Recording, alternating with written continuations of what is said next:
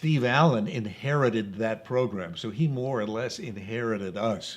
We were there first, and he came in and replaced Pat Boone. And I'm sure a somewhat awkward kind of situation, although we weren't privy to all that.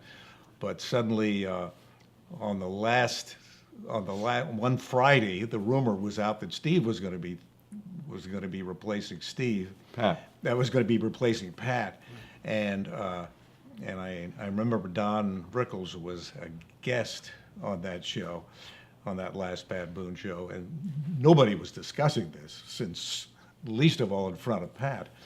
And Rickles was going around in front of Pat saying, why is Steve Allen here measuring the woodwork and looking at the drapes? And sure enough, after the Pat Boone show ended, this was for Filmways Television, Steve Allen took over that show. What a great break for us. Yeah. I mean, Pat was a nice guy, but had no reputation whatsoever as a TV comedy guy. And all of a sudden, one of the literally legendary figures in TV comedy, a pioneer and who's still had a tremendous following, is taking over the show, and we get to be. Bernie and Jeff and Dave and I got to be part of it. It was and as I had amazing. mentioned earlier, Steve was, when he was on the Tonight Show, I thought he was the funniest guy in the world, and years earlier, in 1957, when I had been in the Army stationed near New York City, Fort Slocum, New York, on weekends I would go just to fill out a weekend. I would go to his TV show and just sit there in the audience, and he was on Sunday nights at that time. So this was a lot easier. Working for Steve was like a dream job.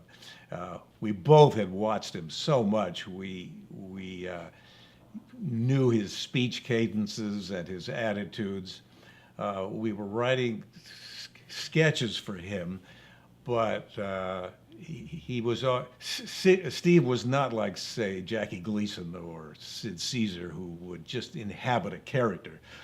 Whatever part Steve played in a sketch, whether he was a cowboy or a chef or whatever, he was always playing Steve Allen.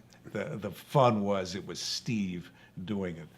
So he was very,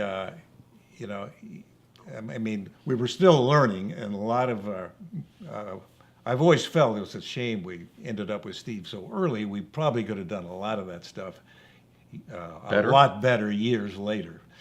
But some of it was a little ragged. But Steve never seemed to care.